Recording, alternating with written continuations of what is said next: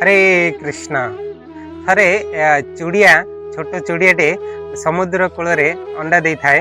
तो से अंडा को समुद्र ना कौन कला ता लहड़ा से अंडा को नहीं कि पलैला। जो समुद्र से अंडा को नहीं कि पलैला तो पलैला परे ना सी चुड़िया छोटे चुड़ियाटी ना समुद्र को अनुरोध कला आ मो अंडा मत फेरई दियो।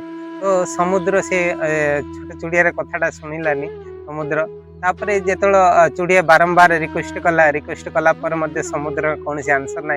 तो बहुत सारा सी बहुत सारा पक्षी कथा देखुता बहुत सारा बाकी सब प्राणी देखुता।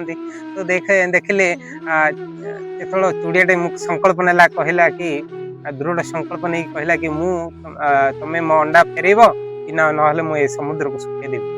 जो ये संकल्प नेला तो आर संकल्प देखी बाकी सब जीव जंतु बाकी सब चुड़िया हसिले बाकी सब चुड़िया बाकी सब पक्षी सब हसिले कहले समुद्र को पानी कौन ये आर कंठ सहित कौन सुखे दब भाई हसिले। जो हसिले तो ये का कथा माने से भाविलानी या निजे जो संकल्प नहीं कार्य स्टार्ट कला से छोट थंडरे टिके पानी नौ थाए पुणी अन्य जगह पकाऊ नौ थाए अन्य जगह पकाऊ थाए। तो यह देखी गरुड़ महाराज ना कौन गरुड़ महाराज यहाँ संकल्प देखी गरुड़ महाराज कहीं सब पक्षी प्रतिनिधि करती गरुड़ महाराज सब पक्षी स्वामी तांके। तो गरुड़ महाराज जो कथा जानिले कहले चुड़िया संकल्प ये दृढ़ संकल्प चुड़िया कहीं समुद्र पानी सुखेब।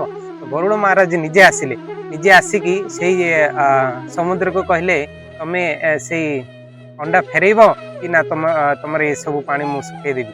तो गरुड़ महाराज कहले समुद्र कथा शुणिकी मैंने थरवा को लगे समुद्र तुरंत से अंडा फेरेला कहानी आमको कौन शिक्षा मिलूँ दृढ़ संकल्प दरकार ना कौन सी मार्ग हो कि आध्यात्मिक मार्ग हो कि अन्य कौन सी कार्य आमको दृढ़ संकल्प दरकार। आम संकल्प देखिकी आमर ए प्रकार आमर दृढ़ता देखिकी ना भगवान सहायता करती भगवान आमको सहायता दियंती। हरे कृष्ण।